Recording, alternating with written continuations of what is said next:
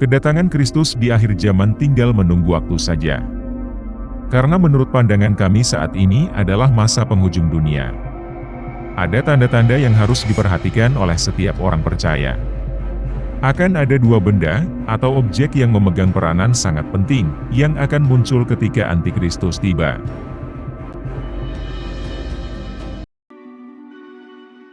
Di manakah Habel meletakkan persembahannya? Apakah di tanah? Atau mungkin di atas rumput?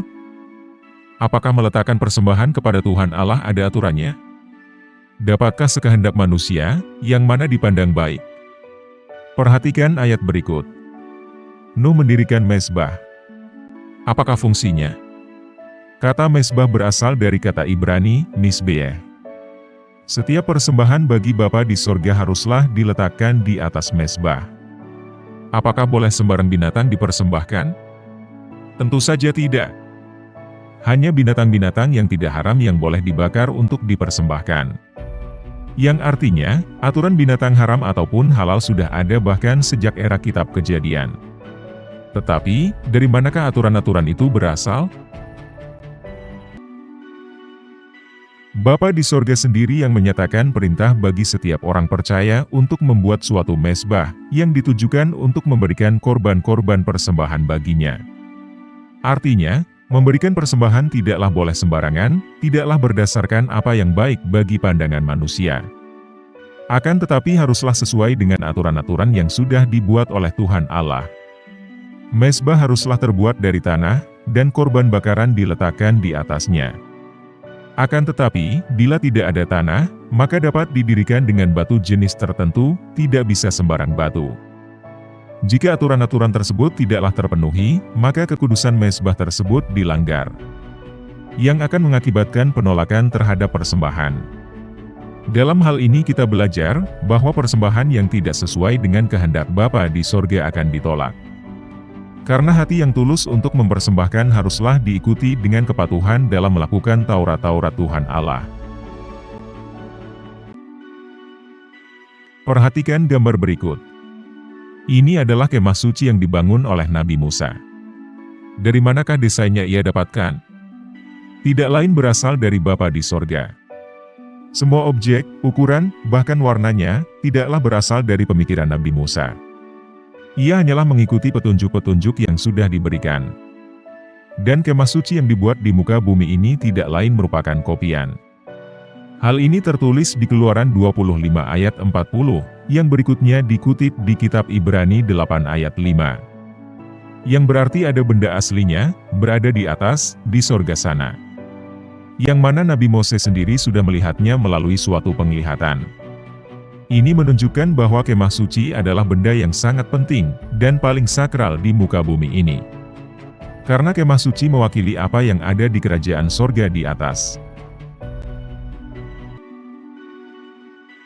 Kemah suci tidak lain adalah tempat kudus, bukan bagi manusia, tetapi bagi Bapa di sorga.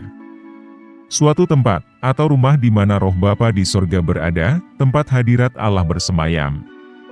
Pembangunan rumah bagi Bapa di sorga adalah suatu perintah, ataupun keharusan bagi bangsa Israel, atau orang-orang percaya.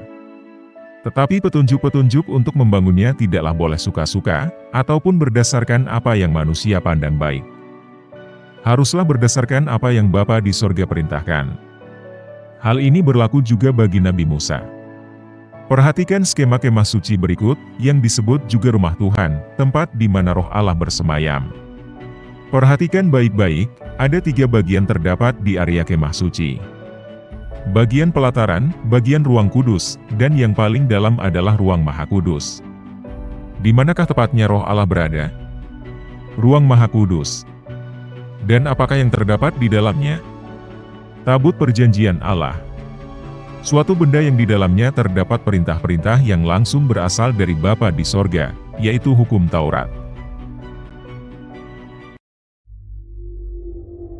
Menurut pandangan Torah 30 menit, pembuatan mezbah sudah ada sejak Adam dan Hawa berada di luar Taman Eden, yang mana sebelum adanya perintah untuk pembuatan kemah suci. Aturan-aturan yang berhubungan dengan mezbah diberikan oleh Bapa di sorga sendiri. Setiap korban-korban persembahan, baik itu untuk pengampunan dosa, ucapan syukur, dan lain sebagainya, yang kesemuanya itu ditujukan untuk Bapa di sorga, haruslah diberikan di atas mezbah, dan haruslah sesuai dengan aturan-aturan Bapa di sorga. Kemah suci, atau rumah Tuhan, adalah suatu tempat yang harus didirikan, berdasarkan perintah Bapa di sorga. Di dalam kemah suci terdapat 3 bagian. Pelataran, ruang kudus, dan suatu ruangan tempat roh Allah berada, yaitu ruang Maha Kudus. Tempat di mana tabut perjanjian yang di dalamnya berisi hukum Taurat. Benda sakral yang harus ada di dalam ruang Maha Kudus. Tanpa tabut perjanjian, maka ruangan tersebut tidaklah bisa disebut sebagai ruang Maha Kudus. Jadi, benda paling penting di kemah suci tidak lain adalah tabut perjanjian Allah. Suatu perjanjian antara Sang Pencipta alam semesta kepada umat manusia, yang mau menjadi pengikutnya, dengan cara mengikuti aturan-aturan yang telah diberikan Tuhan Allah kepada Nabi Musa, yaitu hukum Taurat.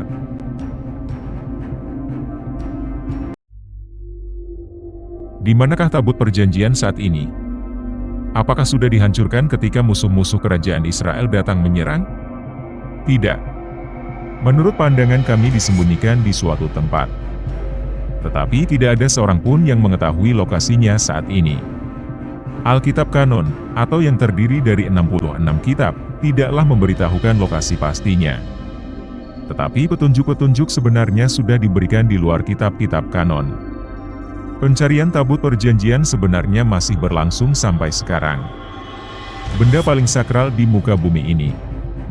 Pada masanya nanti tabut perjanjian akan ditemukan, yang mana menurut pandangan kami di masa akhir zaman ketika Antikristus sudah muncul.